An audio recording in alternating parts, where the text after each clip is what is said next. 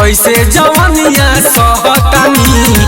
मतल बाटे हमरो जवानी, मतल बाटे हमरो जवानी, करे कमरिया लपुल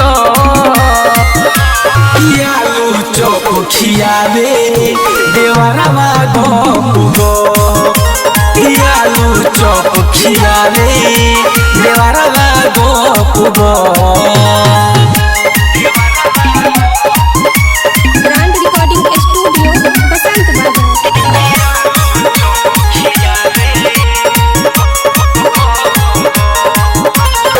लागता चोली फारदी जवानी, माल बाटे ताजा राजा, सारा धन देवर वे खाई, जल्दी फलाइट धोके आजा।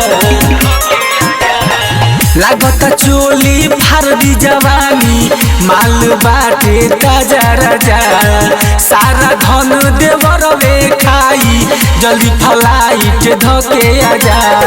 चढ़ल जवानी भइल रसगुल्ला, चढ़ल जवानी भइल रसगुल्ला, चुएला रसवा टप टप। आलू चौप खियावे देवरवा गपुगो, आलू चौप खियावे देवरवा गपुगो।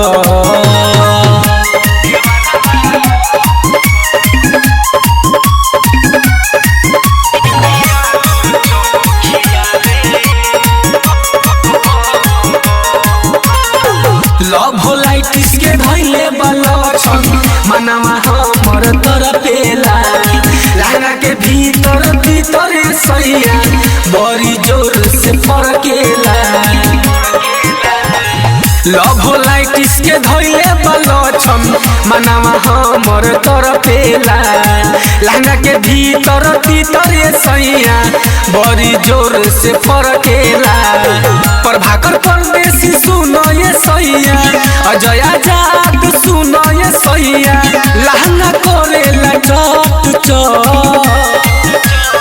आलू चौप खियावे देवरवा गप गप गप, हो आलू चौप खियावे देवरवा गप गप गप गप गप। ब्रांड रिकॉर्डिंग स्टूडियो बसंत बाजार।